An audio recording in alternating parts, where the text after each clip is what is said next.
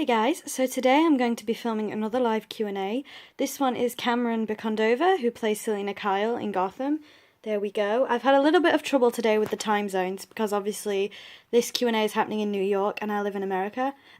Wait a minute. No, I do not. I live in the United Kingdom. I'm on the website now. It states it's live. We have 2 minutes till it starts. I'm obviously not going to keep you here for the whole 2 minutes, so I'll pause the video. I had a little trouble, because I've never used this website before. Usually most of the live Q&As are on Facebook, but this is a website, AOL build series. So yeah, so you can see people walking about, which is quite interesting. In the background there, that's the people that are actually waiting for the event to happen. So I really like this, it's really interesting. But anyway, I will pause the video here and hopefully, fingers crossed, nothing goes wrong, because with every one of my Q&A videos, something has gone wrong. So hopefully nothing goes wrong, and I'll see you in a minute. Okay, so it's now 1 minute past 12:30. Nothing's happened yet, but as you can see, there's a guy in the corner there who looks like the host waiting to come out. This camera rig is moving up and down, looking like it's getting into position. So they are a couple of minutes late at the minute, but people are still walking in by the looks of it. So hopefully not too much longer. I sense movement. I do love this idea though of being able to see the crowd like that and being able to see even before the live Q&A. Wait, something's happening.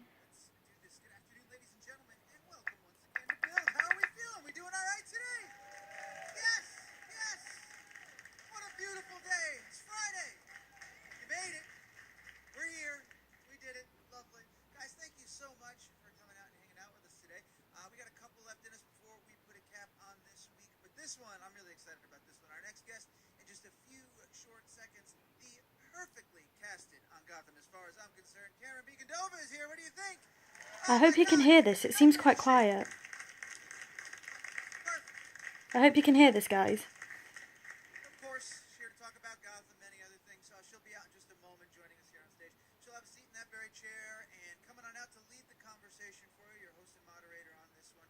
You've seen him before, you know him and love him. Ricky Camilleri's here. Make some noise for Ricky. Always, yes. Here we go. Here's the sound. Ricky does a bang-up job every time, so this will be no different. And so they'll have a little bit of a conversation, and then, of course, we'll turn it around. You guys get to ask some questions. I'm sure you got some good ones. You always do. We'll throw a mic your way. You get to ask a question. Maybe she answers it. I don't know. We'll see what happens. Now, those tuning in live on AOL.com and across the world, I want you to ask a question as well. Please don't feel left out. It's your Friday, too. Already have. Send us a question via Twitter. You can do @BuildSeriesNYC. Just hit us up there. Or we put a button right over there. It says submit a question on it. Come on, that's too easy, right? Give it a press, type something in there, send something our way. Maybe we'll read it live on the air. We'll see what happens. I'm rooting for you, okay? I got a quick little clip teaser thing from the show. We're going to run that, and then we'll get Camren out here. Before we go any further, y'all know the drill. She can hear you. You excited? Let her know. Come on. Make some noise for Ms. Bicondova. Thank you. That's beautiful. Thank you so much for that. Let's go ahead and run that clip. Oh, I'm excited. Hi, guys. You're a cop in everything but name. Saving Gotham is not my job anymore. Sorry, you can see me. I do this, there's no turning back. No, there isn't. GCPD is not Gotham, and Gotham listens to me.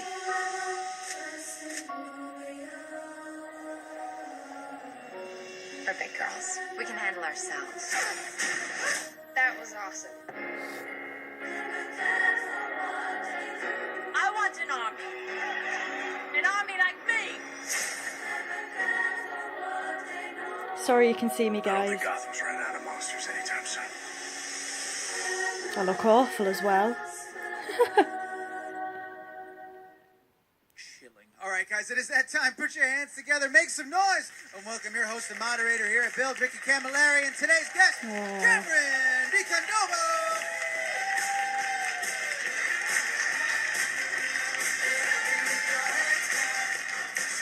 Thanks, everybody. Hi, guys.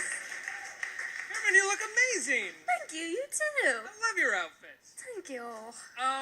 Congratulations, Gotham Season 3. This is amazing. This is one of the best shows on TV. Oh, thank you. Yeah.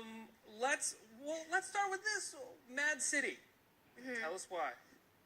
The city's going mad. Fair enough. It's pretty self-explanatory. I agree. Could you say why it's going mad? How it's going mad? How mad it actually is? I mean, I think, to be honest, it's always been mad, but in season 2, at the very end of season 2, Hugo Strange's experiments and monsters were released into the city. So season 3, we pick up 6 months later, and Jim Gordon isn't part of the GCPD anymore. He's just a bounty hunter who's trying to, make a living. And he's trying to capture these monsters, and everybody's just kind of freaking out because they have all these mutated humans and / Arkham Asylum victims on the loose. So everyone's pretty freaked out. How's Celine doing with it? She's chilling. I mean, nothing really phases She's her. not freaked out. I mean, she's freaked out because she's actually in on it, because she's part of Fish Mooney's entourage, which consists of the monsters, but I think she's just trying to worry about herself, so it's not like she's just like, oh, there are monsters, I can't. No, she's just kind of like, well, you can kill me, but I'm gonna stay away from you so I don't die. Let's go back to the beginning and talk about how you became Catwoman, or Celine, excuse me. You were a dancer, right? I am, yeah. You are a dancer, excuse me. Well, once a dancer, always a dancer. Fair enough. And what did your audition consist of? Did it consist of being able to showcase moves of any kind and how you sort of move around? Yeah, in the breakdown it actually said actress must be good at cat movements. So for my... Well, what does that mean? Well, exactly. Crawling around and... Well, I was like, cat movements, okay. So for my final audition, they didn't actually want to see anything until the final audition.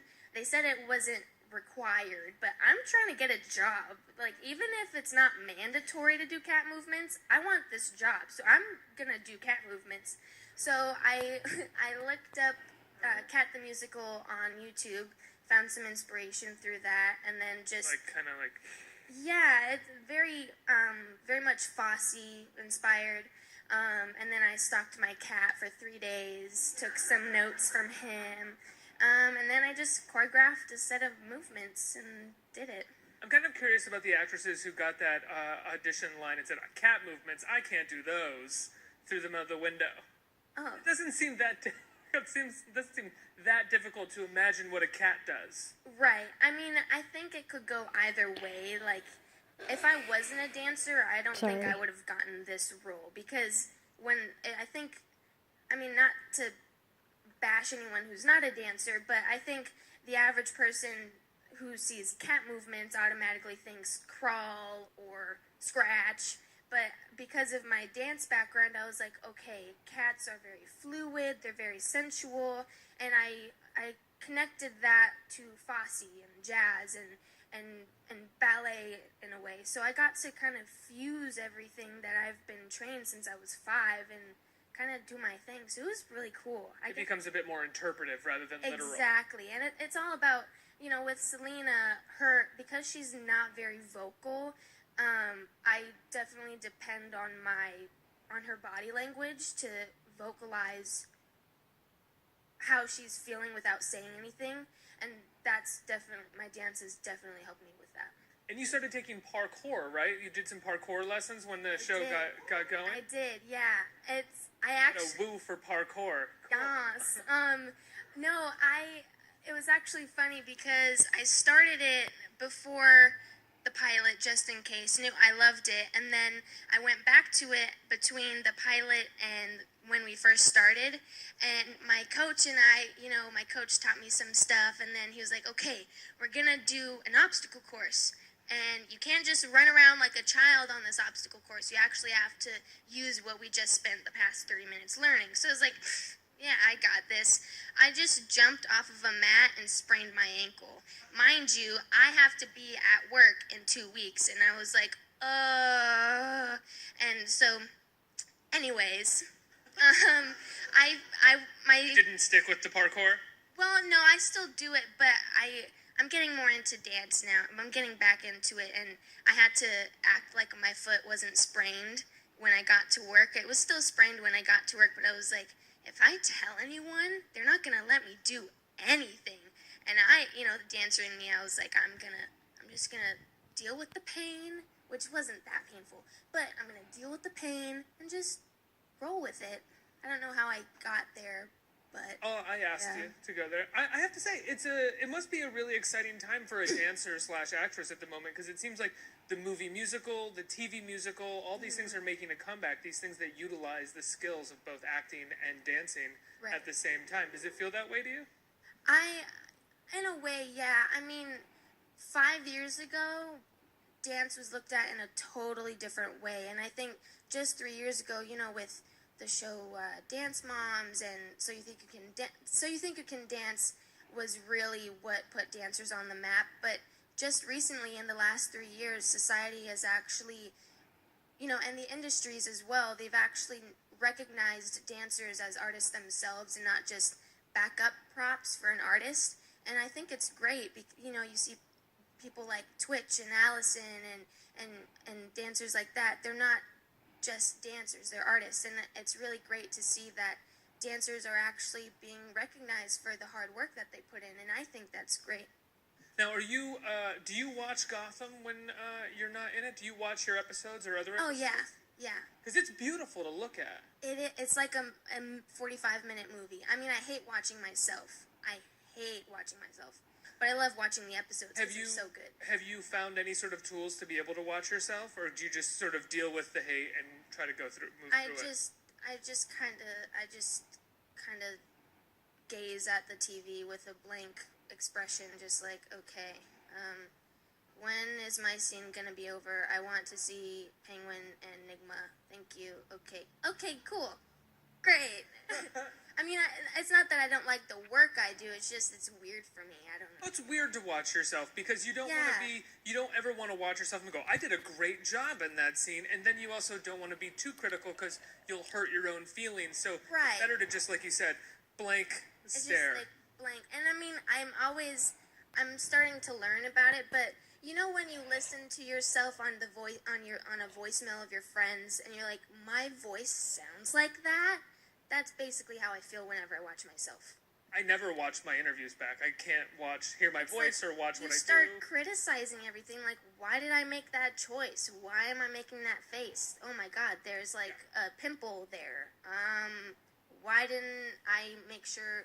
Yeah. My response is usually, who is that jerk? Why did they give him a job? What is going on there? Yeah.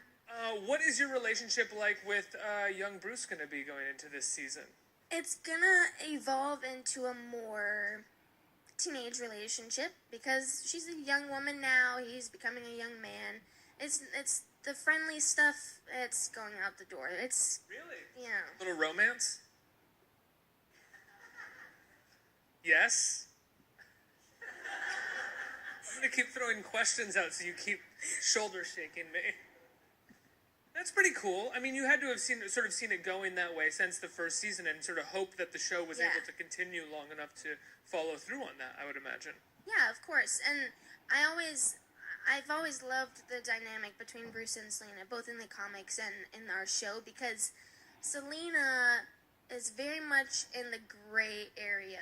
She's not black or white. She's very much in between. And Bruce is either black or white. Never in the gray area. So that dynamic has always been really interesting to me because it's not your average relationship. They come from two opposite worlds in the same city. She's this orphan who's had to survive on her own and make a living on her own, whereas he's a privileged boy and he didn't have to do anything for the money he has, So they have very different outlooks on life, and I always love working on our scenes. Are there any Catwomans that you look to for inspiration? Any of the older Catwomans? Because this is a prequel, so I'm curious, did you ever say, like, oh, I feel like my character is really the Anne Hathaway Catwoman but younger, or the Michelle Pfeiffer Catwoman but younger? No, I mean, I started doing Maybe that. the Halle Berry Catwoman but younger? Wait, what? No, why are people laughing? Okay, I haven't even seen that movie yet, guys. So don't do that to me. I mean, that seemed like a pretty direct burn on the question. I gotta be honest with you. I did a smirk. No, It was cute. It was a cute burn, but it was a burn. It was not okay. It wasn't an intentional burn. I'm not a mean person. Okay? I loved it. I'm not. Please burn more. No, it wasn't a. Okay, whatever. So, anyways, I love Holly Berry. Have you seen Frankie and Alice? No, One of my favorite movies. Watch it. Anyway. I have seen Catwoman though. Okay, but initially I did. I don't know why people just twist intentions lately. I don't. Whatever. So, anyways, initially I did start my research with that, but then I was like, well, going into it, I just. The way I auditioned was from a perspective of her being a 14-year-old orphan and street thief who was vicious when cornered, very defensive, very guarded, and that's what I went into it with. So then I was like, why would I look to these great actors who played this character as an adult for inspiration for a character that's never been played before, and we've never gone into Catwoman's origin story. So I felt like if I changed my perspective after I auditioned, I would lose it completely. So now I just watch the movies and read the comic books for fun, but not for inspiration. Do you have a favorite villain in the show? So many to choose from. There's They're so all many- really great. I mean, I love all of them, honestly, because there's, stereotypically, there's the heroes and the villains, but what I love about our show is it shows the humanity of these people, whether they're humans or heroes or villains. Sorry. That's okay. I'm just getting over having bronchitis, so it's like lingering. Ain't nobody got time for that. But anyways, so I just had to. Where was I The going? heroes and villains of the Oh show. yeah. So the heroes have to do bad things to do good, and the villains actually are very, they start off as these great, kind people, and people just treat them badly, and they're like, screw it then. If you're going to treat me badly, I'm not going to treat you nicely. So that's what I love about our show, and that's why I love every single character, because there's so much complexity and depth in each person. If there was a villain you could have a fight scene with, who do you wish to have a fight scene with? Ooh.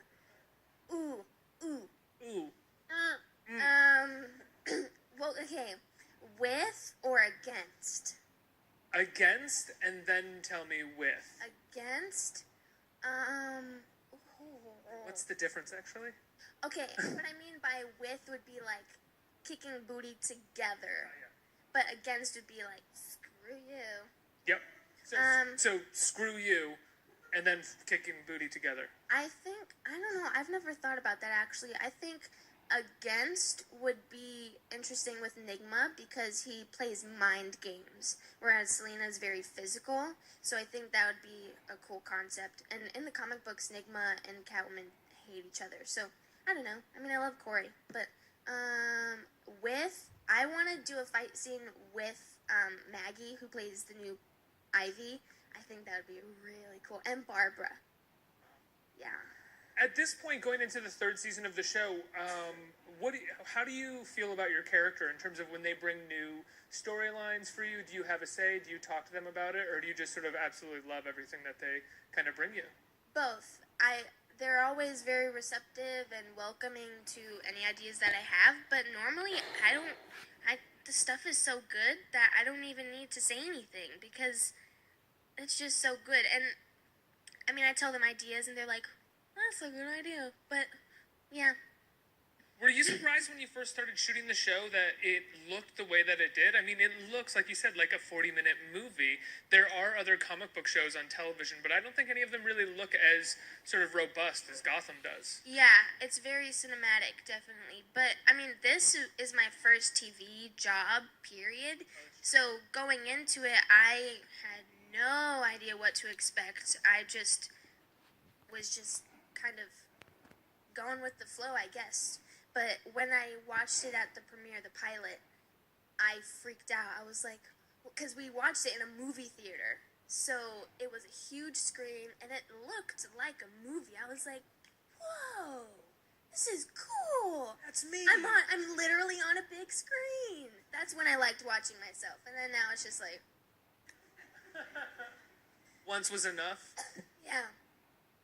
There you go. Okay. Oh, Yeah, there's there's water right here. there. I should have told you that earlier. That's on me. Oh. That's on me. Let's open it up to the This is- audience for some questions. Does anyone have any questions out there? You right there. Yes, hi.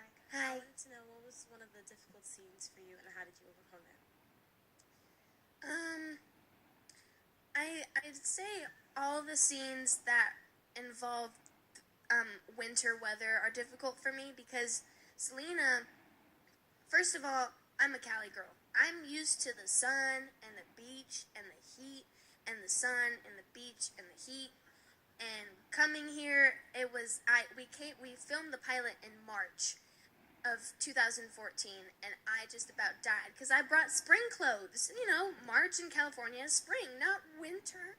Oh, my voice, I'm sorry.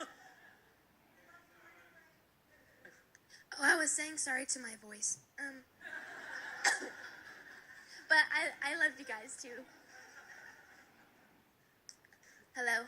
Oh, okay. So, yeah, all the scenes that involve the winter weather are difficult for me because Selena isn't fazed by anything, or at least she acts like she isn't fazed by anything. So, for me to act like I'm not cold when it's negative 15 degrees and I have literally no clothing on is really difficult for me. But I mean, the shots always look good, so. Absolutely. It's pretty cool. Next question. Hey. Hi. So in the show, you're kind of helping Bruce with, sort of on his way to becoming Batman. Do you think that your character would know that he's Batman eventually when he's older, or you guys are older? That's a good question. I think Selena is pretty intuitive, and I think she'd probably figure out that he has some shady stuff going on, a 2 Live thing going on, but I don't think she would know that he's Batman because he is pretty secretive. So, yeah. Thank you. Next question. Hi. Hi, how's it going? Good, how are you? Good. My question is, what's the hardest part about portraying Catwoman?